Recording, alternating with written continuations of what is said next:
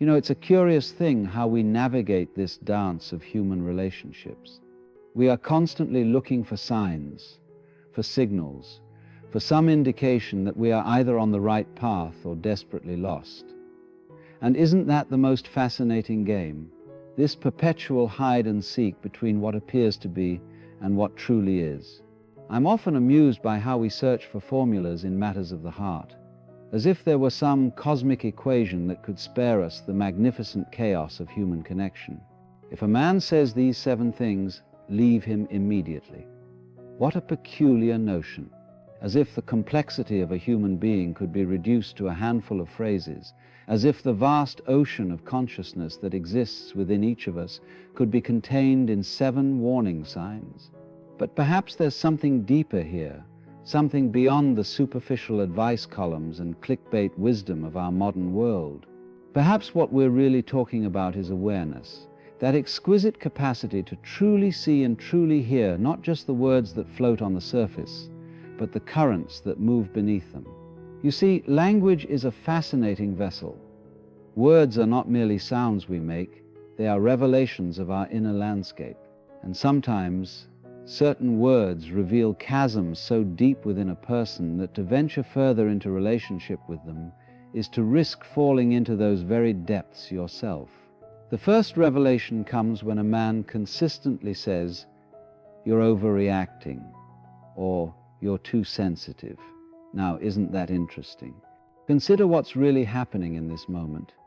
It's not merely dismissal, it's a fundamental denial of your reality.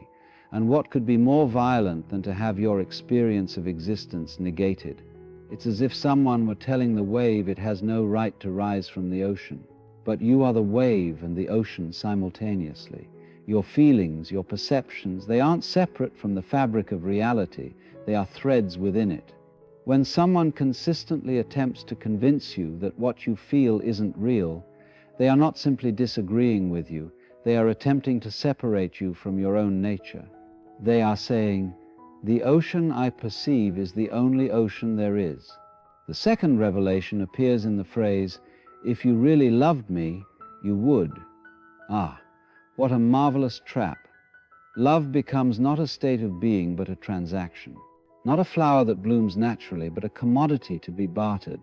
When someone consistently frames love as conditional, as something you must continuously prove through specific actions, they have fundamentally misunderstood what love is. Love is not a doing, it is a being. It is not something you perform, it is something you are. The moment it becomes a series of tests to pass, it ceases to be love and becomes something else entirely. Perhaps control, perhaps insecurity, but certainly not love. True love says, "You are, therefore I love." Not, "I will love if you do." The third revelation hides in the seemingly innocent phrase, "No one else would put up with you." Consider the extraordinary mechanism at work here. It's a double bind of magnificent proportions. First, it positions you as fundamentally flawed, as someone to be put up with rather than cherished. And second, it isolates you from the possibility of other connections. It draws a circle around your relationship and suggests that beyond it lies only rejection. This is the same trick the ego plays on consciousness, convincing it that it is separate, isolated, and must therefore cling to whatever it has. But just as your true nature extends beyond the boundaries of your apparent self, your capacity for connection extends far beyond any single relationship. You are not a burden to be tolerated. You are an expression of the same energy that moves the stars. The fourth revelation comes through the words, "You're nothing without me."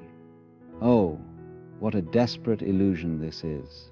It's the same illusion that makes us believe we are separate from the universe. The truth is that you cannot be nothing because nothing doesn't exist. You are, by your very nature, an expression of everything. When someone suggests that your worth, your wholeness, your very existence depends on their presence in your life, they are attempting to position themselves as the source of your being. But you were not born from them, You were born from the same mysterious source from which all things emerge. Your roots extend into the infinite. How could you possibly be nothing? The fifth revelation appears in the persistent pattern of "I never said that" or "that never happened," when you clearly remember otherwise. This is not simply a matter of differing memories or perspectives. When it becomes a pattern, it is an attempt to replace your reality with an alternative one, to make you doubt the reliability of your own perception. And what is this but an attack on consciousness itself? Your awareness is the only tool you have for navigating existence. To deliberately undermine someone's trust in their own awareness is to set them adrift in a sea of uncertainty where they become dependent on someone else's version of reality. It is, in essence, to suggest that they cannot trust the very faculty through which they experience being alive. The sixth revelation comes not in what is said, but in what is consistently not said. I'm sorry. The inability to acknowledge harm done is not merely stubbornness, it is a profound misunderstanding of what it means to be human. To be human is to affect others, sometimes in ways we didn't intend. To be unwilling to recognize this impact is to live in a fantasy where our actions exist in isolation. But nothing exists in isolation. The ripples from a stone thrown in a pond do not ask the stone's permission to spread. They simply spread, because that is the nature of water. Similarly, our actions create ripples in the lives of others, whether we acknowledge them or not. A person who cannot say "I'm sorry" is someone who denies the interconnected nature of existence itself.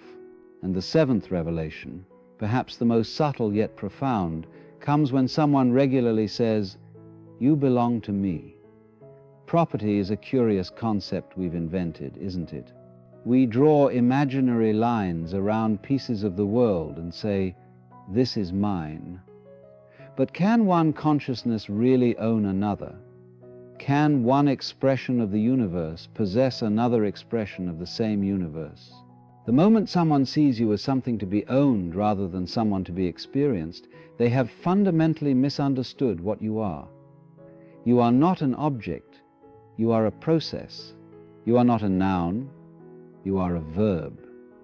You are life living itself, consciousness experiencing itself, the universe exploring one of its infinite possibilities.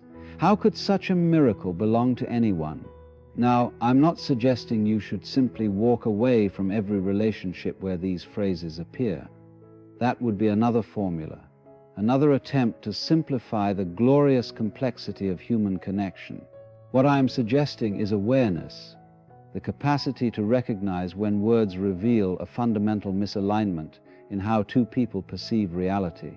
Because ultimately, that's what these 7 revelations point to, not character flaws or red flags, but profound differences in how we understand what it means to be human, to be in relationship, to exist at all. When someone consistently speaks in ways that deny your reality, condition love, isolate you, claim ownership of your worth, rewrite your memories, refuse accountability, or treat you as property, they are not simply communicating poorly. They are revealing a worldview in which you exist for them rather than with them. And perhaps that's the deeper warning here. Not simply that certain phrases indicate a problematic partner, but that they reveal a fundamental confusion about the nature of relationship itself. True relationship is not possession or control. It is mutual witnessing. It is 2 expressions of life turning toward each other and saying, "I see you. I hear you. I experience you." It is the recognition that while we appear to be separate waves, we are moved by the same ocean.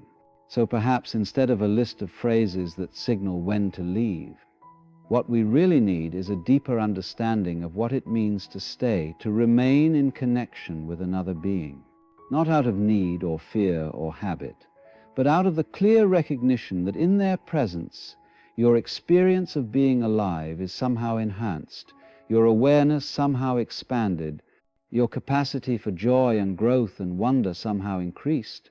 Because isn't that the ultimate purpose of any relationship? not to complete you or define you or fix you, but to create a context in which you both become more fully who you already are. A relationship should be a garden in which two distinct plants flourish, not a pot in which one grows at the expense of the other. So yes, if a man, or anyone, consistently speaks to you in ways that diminish rather than enhance your experience of being alive, perhaps leaving is indeed the most loving choice you can make, not just for yourself but for them as well. Because to remain in a relationship where one person's reality is consistently denied is to participate in a mutual diminishment. It is to collude in the reduction of two infinite beings to something far less than what they truly are. But the decision to stay or go is not really about them at all, is it? It's about your own commitment to awareness, your willingness to really see, to really hear, to really feel, not just the words that are spoken, but the reality they reveal. It's about recognizing that you are not merely a character in someone else's story, but the author of your own experience. And perhaps that's the real invitation here, not to memorize a list of warning signs, but to develop such clarity of perception, such intimacy with your own experience, that you naturally move toward connections that enhance your aliveness and away from those that diminish it. Not because you're following a formula, but because you're following the intelligence of life itself as it expresses through you. After all, isn't that what wisdom really is?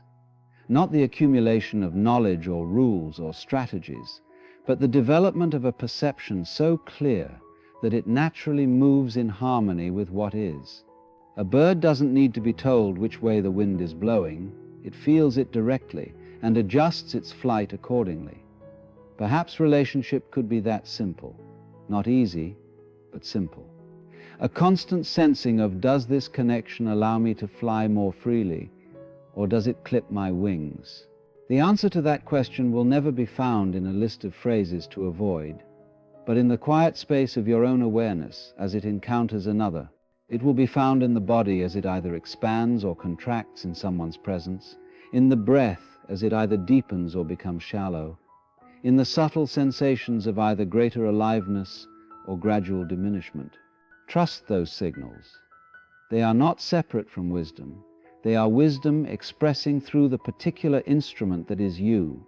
They are the universe guiding itself through the unique perspective that you provide it. They are, in essence, life looking after life.